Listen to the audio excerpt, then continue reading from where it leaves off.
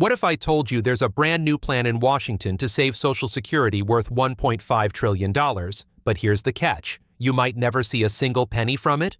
Would you still be on board? That's the exact situation unfolding right now as lawmakers rush to address the growing crisis facing Social Security.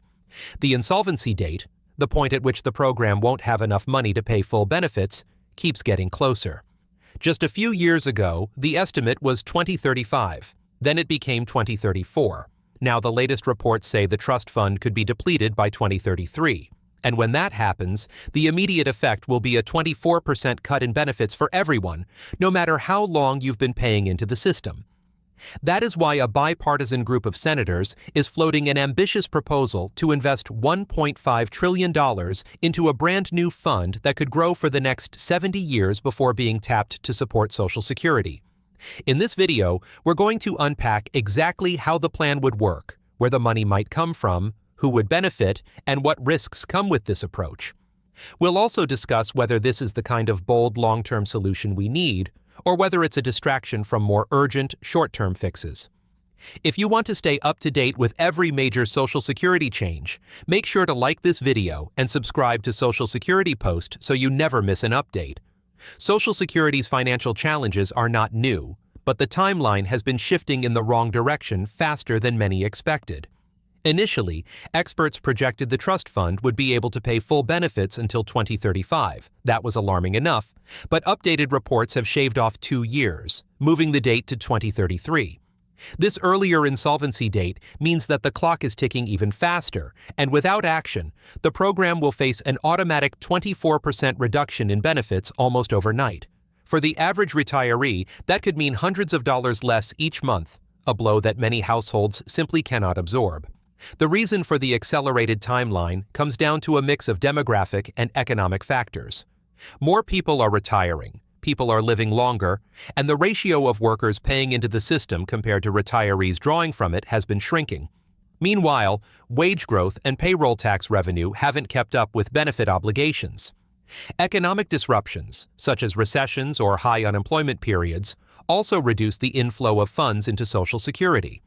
These combined pressures make it clear that some form of action is needed, and soon, to protect both current and future beneficiaries. Senators Bill Cassidy, a Republican from Louisiana, and Tim Kaine, a Democrat from Virginia, have teamed up on a proposal they believe could strengthen Social Security for the long term. Their plan calls for creating a separate investment fund that would receive $1.5 trillion over the course of 5 years. That's $300 billion per year, specifically earmarked for investment, not immediate benefit payments. The goal is to supplement the existing Social Security Trust Fund, not replace it, which means this would be an entirely new stream of potential support for the program.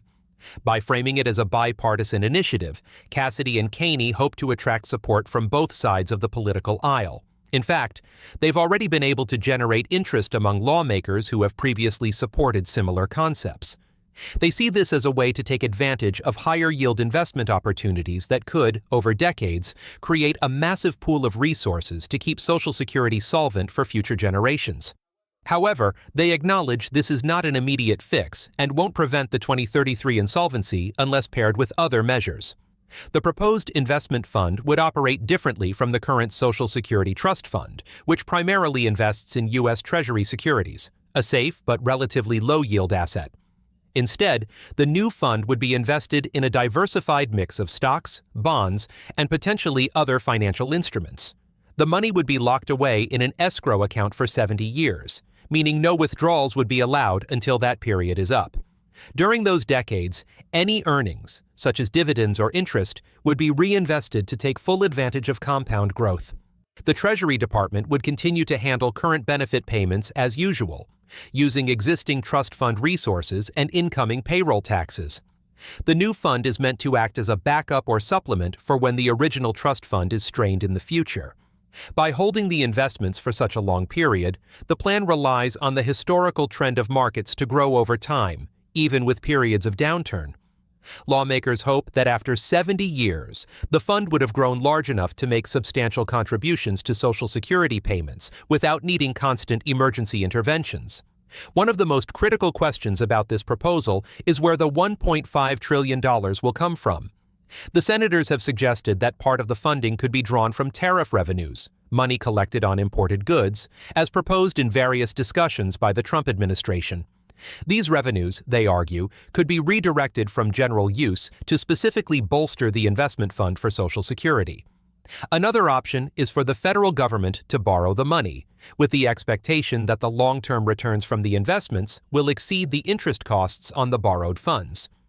Senator Cassidy insists that borrowing to create this fund would not add to the national debt in a meaningful way because the borrowed money would be placed in escrow and could, in theory, be liquidated to repay the debt.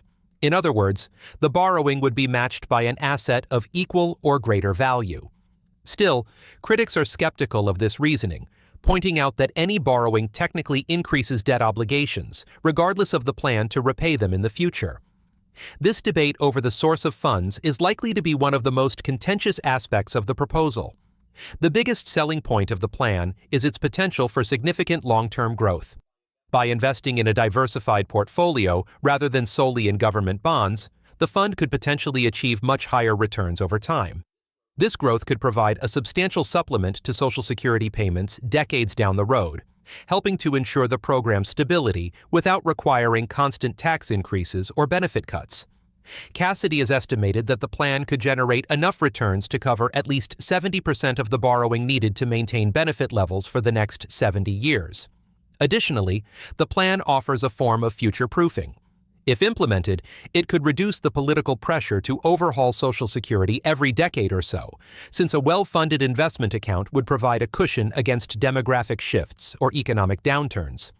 This could be especially important as younger generations face their own retirement challenges and as the population continues to age.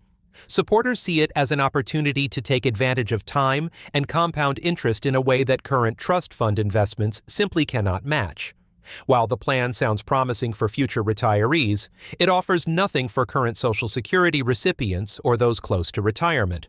Because the fund would remain untouched for 70 years, today's seniors would not see any increase in benefits from this proposal. In fact, anyone who is currently middle-aged or older is unlikely to live long enough to benefit directly.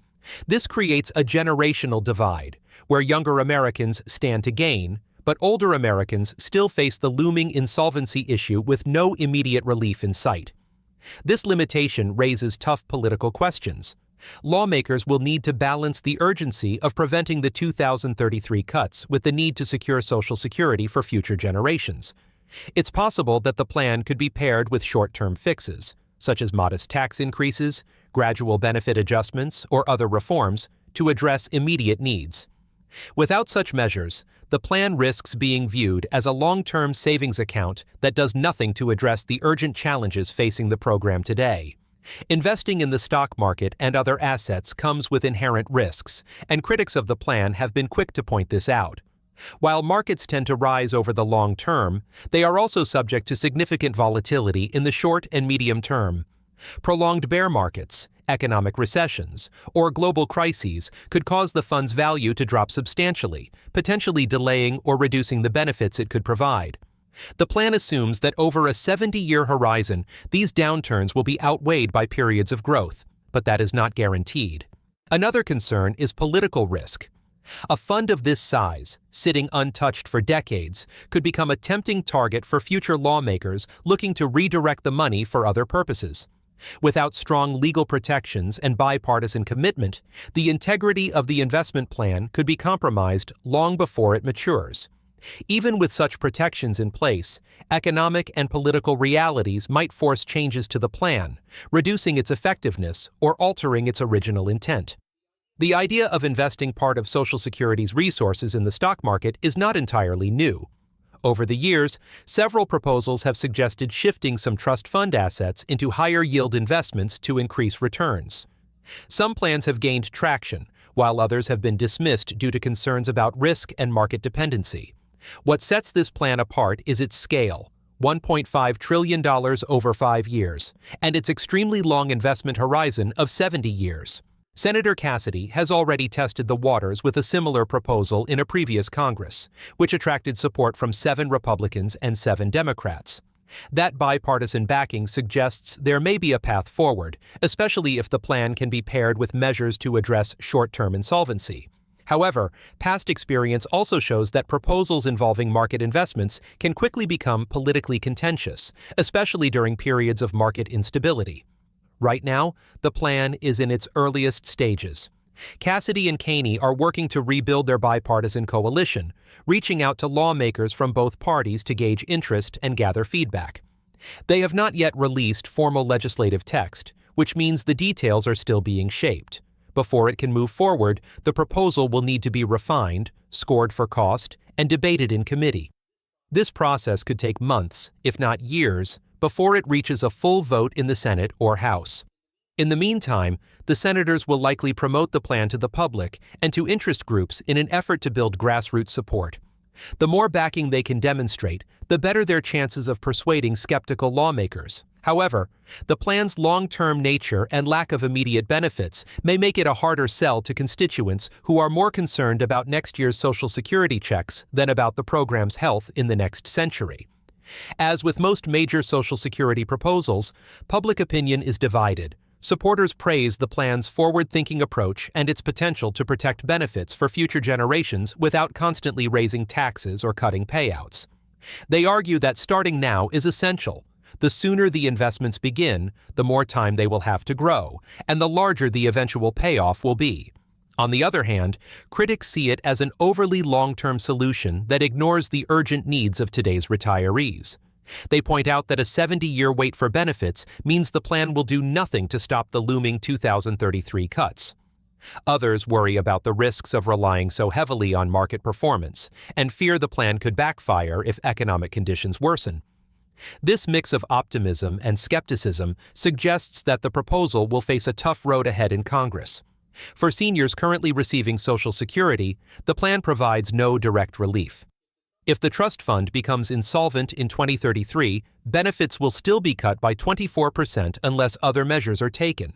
That's why many advocates are calling for a two-track approach. Implement long-term solutions like the Cassidy-Kaine plan while also enacting short-term fixes to prevent benefit cuts in the next decade. Without that combination, current retirees will still face the same financial uncertainty they do today. This reality highlights the importance of ongoing advocacy and public awareness. Seniors, disability recipients, and other beneficiaries must make their voices heard to ensure lawmakers address both the immediate and long-term challenges. While planning for the future is essential, so is protecting the millions of Americans who depend on Social Security to survive right now. The $1.5 trillion investment plan represents one of the boldest long-term strategies to shore up Social Security in recent memory. By leveraging the power of compound growth over 7 decades, it has the potential to provide a significant financial cushion for the program far into the future. However, its benefits are decades away, and the immediate insolvency threat in 2033 remains unaddressed unless paired with other reforms. The big question is whether Congress can come together to pass both short and long-term measures that protect current retirees while also safeguarding the program for generations to come. This will require compromise, political will, and public support, 3 things that are often in short supply in Washington. Whether or not this plan moves forward, the conversation about Social Security's future is far from over. So, what do you think? Is a 70-year investment plan worth pursuing even if it doesn't help today's retirees? Or should lawmakers focus entirely on short-term fixes? Social Security's insolvency clock is ticking, and every year that passes without action makes the problem harder to solve. Your opinion matters, and so does your voice in this debate. If you found this breakdown helpful, make sure to like this video, subscribe to Social Security Post, and turn on notifications so you never miss an update on your benefits. We'll continue tracking every proposal, every vote, and every change that could affect your retirement security, so stay tuned.